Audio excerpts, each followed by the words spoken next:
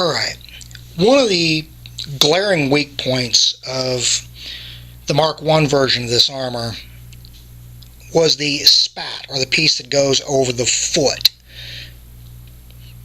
This is a template showing fold lines as well as another layer to rectify that. This is designed to fold over and cover much more of the foot than the previous version did. We'll see how it all works out.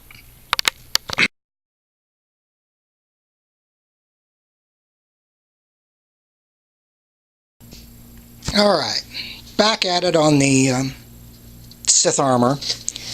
At this point I've got the plates in place on both leg pieces. Obviously I still have to install the buckles. Both left and right legs are ready as far as everything else goes.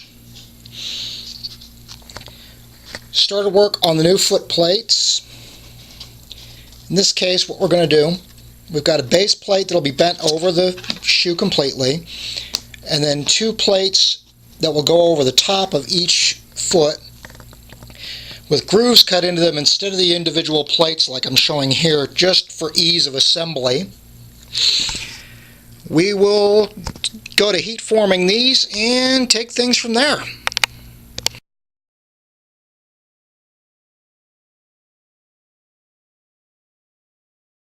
Alright, what we've got here is the basic template, templates for what I plan on doing with the knee pieces. Using the topmost of the boot pieces as a guide, I drew out first a base plate, which is this outermost line, and then we're going to do two layers on top of that of, this will all be 2mm Centra. You'll have the base layer and then the two layers built up on top of that. The trick's going to be getting it to heat form right, but that's where we're starting with the knees.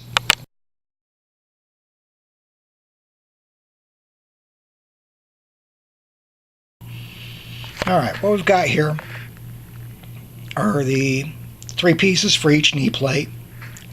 They're just laid down for right now because I want to heat form them each individually, and then we'll worry about placing them on the placing them in the stack and gluing and banding later.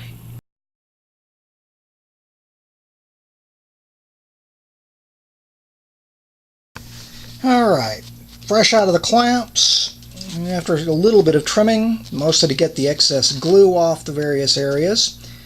What we have here are the completed, well, completed except for the strapping to hold them to my leg, knee pads.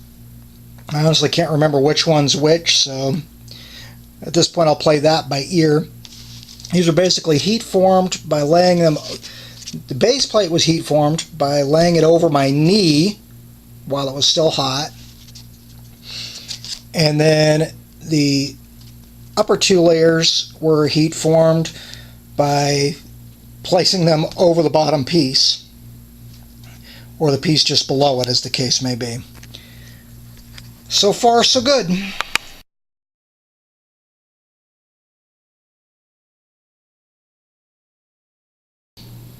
Alright, as you can see, we have reached the paint stage. What I did is I went ahead and masked off the panels.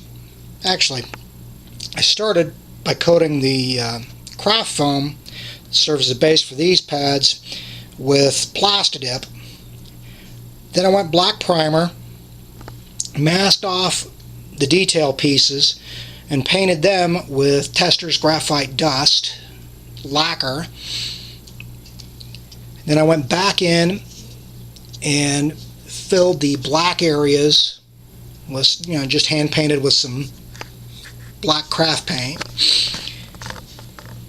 Knees got a similar treatment. In this case, I only left the middle panel in the graphite dust. And then on the foot pads,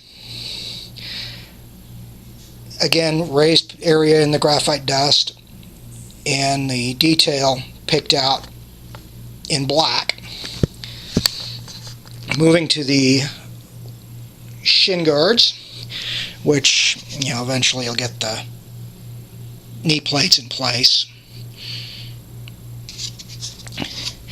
But again, same color idea.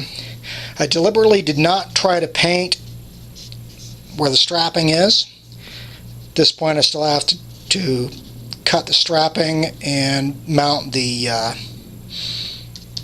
buckles. And lastly, the chest piece. What I did here is the shoulders, the actual raised part of the shoulders got the graphite dust, and the lower section remained black. All in all, I'm very pleased with the effects. We are a far cry from the foam suit of a few months ago, and I'm looking forward to putting the final details together.